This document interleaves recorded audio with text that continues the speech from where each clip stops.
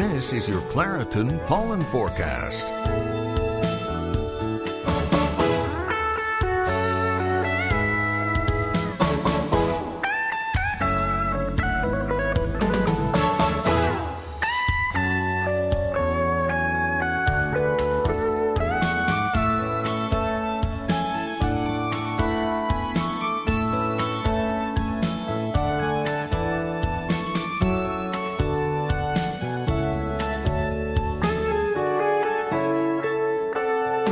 For pollen information anytime, visit theweathernetwork.com or sign up for Pollen Direct, our pollen email.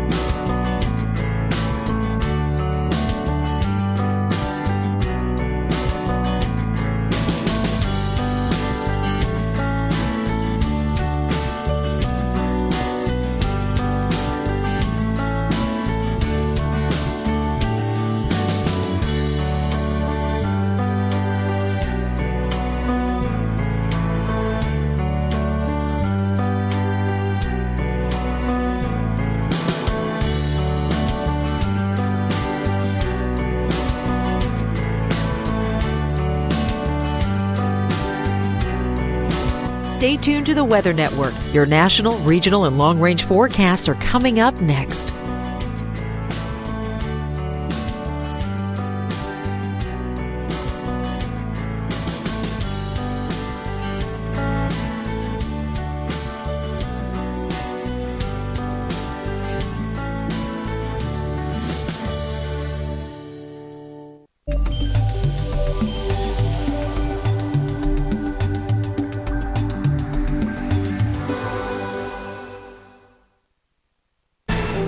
As we head back to work tomorrow, what will we be looking at in terms of our forecast? Well, temperatures continuing to cool BC as well as Alberta. In fact, rain and thunderstorms look to be pushing further east across Western Canada. We'll break that down for you coming up in a moment. And unfortunately, temperatures could be staying in the teens right through day 5 in the lower Great Lakes. But will there be sunshine? Will it be nice for patios? I'll answer those questions right now as I take a closer look at your forecast. Happy Victoria Day, everyone. I hope you enjoyed the long weekend. It is winding down, and the winds will also be quieting down for the Rec House. Still a warning, though, but expect the winds to be diminishing by the time we head to the overnight tonight. Winds coming out of the south and east could be gusting near 100 kilometers per hour. For eastern areas of Saskatchewan and western central Manitoba, cool enough tonight for the chance for some patchy frost. So just protect those tomato plants before you turn in for bed this evening. So there's a look at the frost warning.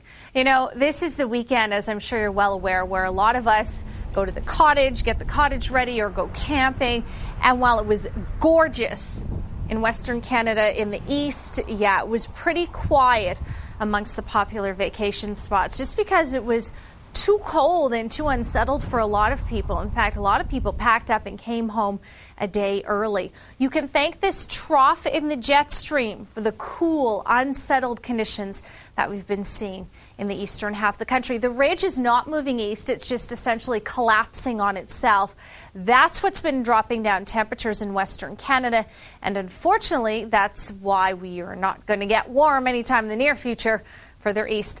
This area of low pressure brought the rainfall to BC. We're continuing to see some rain showers. At times, some steadier bursts of rain have been falling around northwest Van Island. Pretty quiet across the prairies for now, but yes, with some clearer skies and light winds tonight, the chance for some frost, as I mentioned, portions of Saskatchewan and Manitoba. We can also see frost in through the lower Great Lakes.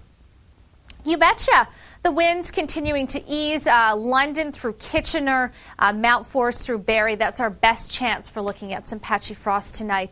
And then this low brought about 10 millimeters of rain to Cape Breton earlier today. It is tracking in those showers and clouds to Newfoundland. Okay. To the west, watching the rivers around the Fraser and Buckley rivers just for the possibility of some localized flooding. We're going to talk more about that coming up in 10 minutes in weather news. We're still dealing with some pockets of rain around the Strait of Georgia, the greater Vancouver area.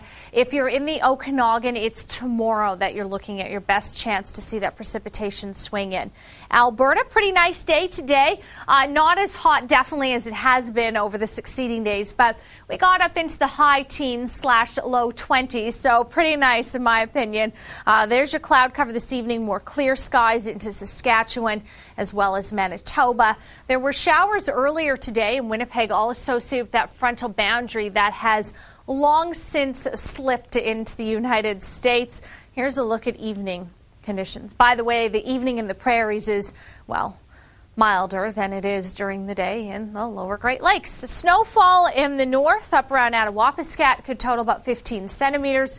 It's been cold enough for some chilly rains around Highway 101 in western areas of Quebec. The lower Great Lakes, the winds continue to ease, but it's short-lived. Tomorrow we'll be looking at another strong westerly flow developing. And we've had rain pretty much on and off all day today around the Montreal area. Still unsettled, though, as we head through this evening. Cool conditions, but not as cold as yesterday evening, just because the winds have subsided somewhat. See, the last loop of the radar is showing that the rain has pushed its way out of Cape Breton. Still some low cloud, though, hanging back. And we will be unsettled this evening in Newfoundland and around the Gaspé and the Bay de Chaleur. Your long-range forecast is next.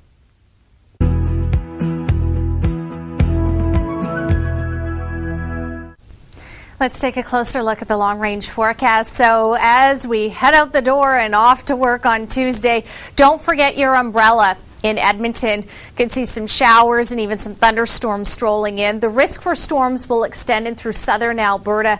North of the Yellowhead, you'll be looking at some rain. And yes, rain into the BC interior. Lots of sunshine in Manitoba. Saskatchewan's looking good as well. Still cool, though, in through the eastern half of the country. Best chance for showers in Ontario will be in the upper Great Lakes and in the east near the Ottawa area. We'll still be unsettled around the Gaspé Peninsula, and rain returns to Newfoundland for Wednesday. Still below seasonal. Better chance for seeing a sprinkle if you're near Hamilton or St. Catharines come the middle of the week. It looks to be pretty much all-day rain in Alberta for Wednesday, and temperatures will also be cooling in the prairies. As we head towards Thursday, we could be talking about single-digit daytime highs. High pressure along the west coast keeps things dry, but it's not going to be as hot this week as what we saw this past week. And then a ridge starts to pull over the Great Lakes in southern Quebec, which means more sunshine and warmer temperatures for the end of the week and even the start of next weekend. We'll still be unsettled, though, further east.